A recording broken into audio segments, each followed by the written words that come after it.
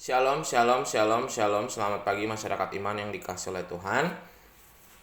Hidup itu harus dijalani dengan kata terima kasih.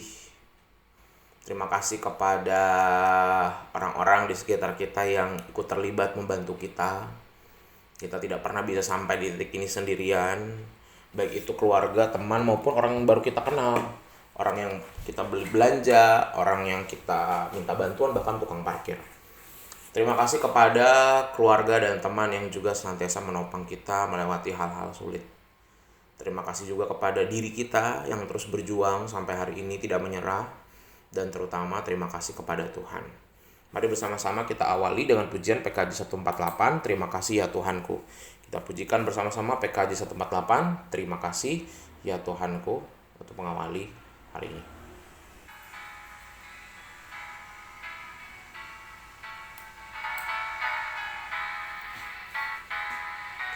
Terima kasih ya Tuhanku atas hari pemberian-Mu.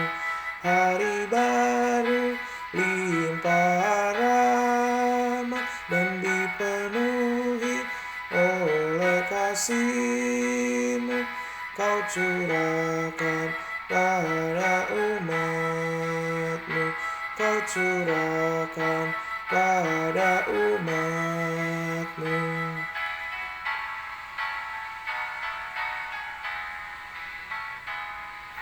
Terima kasih atas waktu yang Kau tawarkan padaku, agar dalam masa muda ku belajar tentang kasih-Mu yang besar dan mulia itu, yang besar dan mulia itu.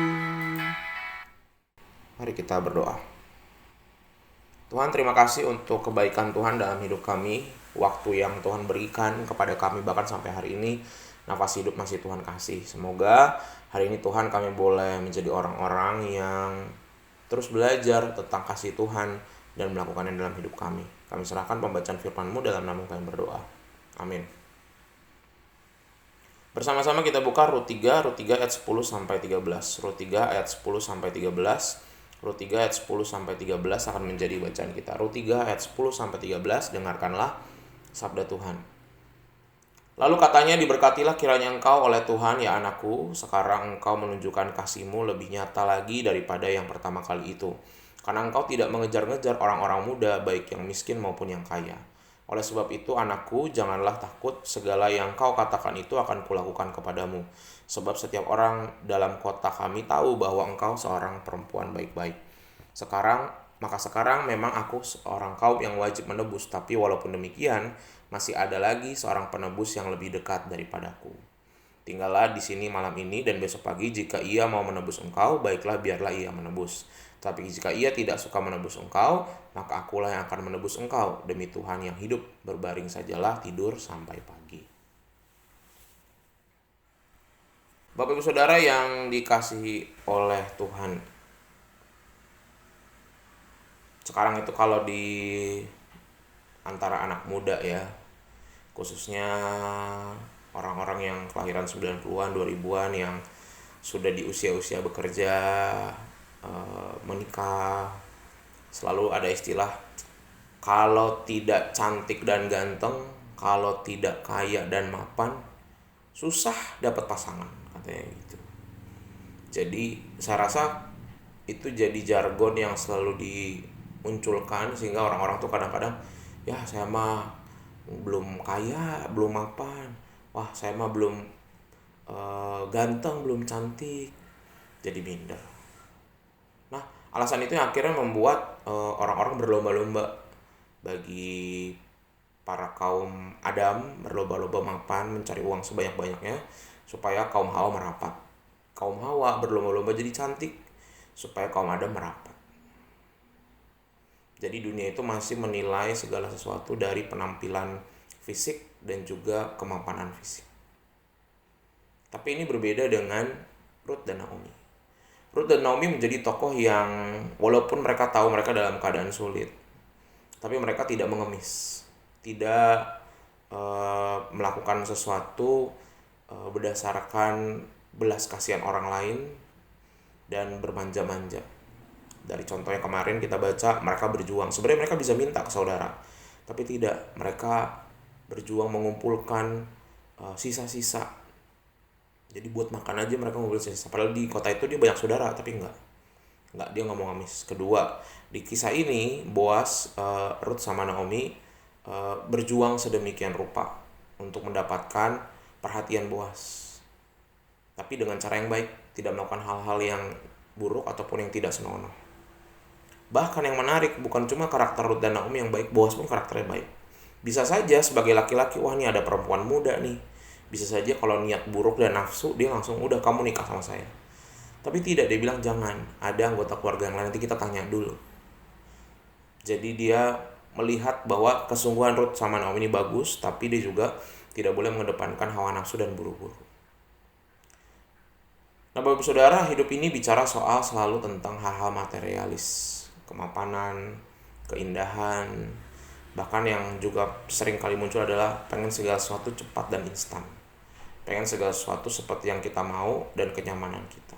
Nah, kita belajar hari ini dari Ruth, Naomi, dan bahkan Boas, bahwa dalam hidup itu tidak selalu apa yang terlihat mata yang harusnya diperjuangkan. Bukan hanya soal keadaan baik secara ekonomi, bukan keadaan fisik yang indah, yang baik-baik, sehat-sehat. Tapi dalam keadaan ekonomi buruk, dalam keadaan sakit pun, dalam keadaan buruk pun, selama kita menjadi orang-orang yang punya karakter, cara pikir, dan iman yang baik, maka hidup ini harusnya bisa kita jalani dengan baik juga.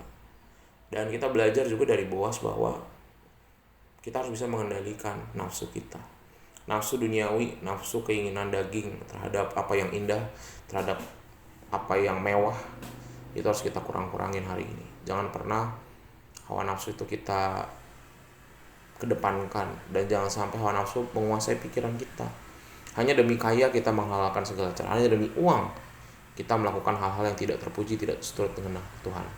Dan jangan lebih nafsu kedagingan diri kita, kemarahan, hawa nafsu, seksual, apapun itu. Jangan sampai kita mengedepankan itu dibanding iman dan juga karakter-karakter baik kita. Semoga hari ini kita menjadi orang yang tidak bernafsu, menjadi orang-orang yang lebih sabar menghadapi hidup, menjadi orang yang tetap gigih dan tekun dalam mengerjakan apapun, dan jangan hati kita fokus kepada yang terlihat mata.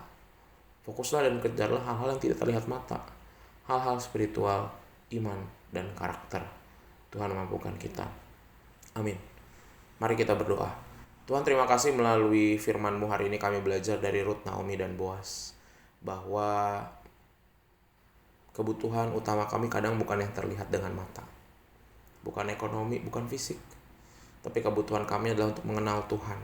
Kebutuhan kami adalah hal-hal yang tidak bisa dinilai dengan fisik.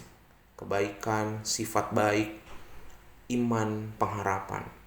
Semoga Tuhan kami tidak menjadi orang-orang yang matre, kami tidak menjadi orang-orang yang materialis, cuman yang mengejar kebutuhan dunia, tapi bila yang kami kejar adalah hal-hal surgawi. Kami serahkan kehidupan kami hari ini dalam nama-Mu, kami berdoa dan bersyukur. Amin. Selamat pagi, Tuhan Yesus memberkati, tetap bersemangat.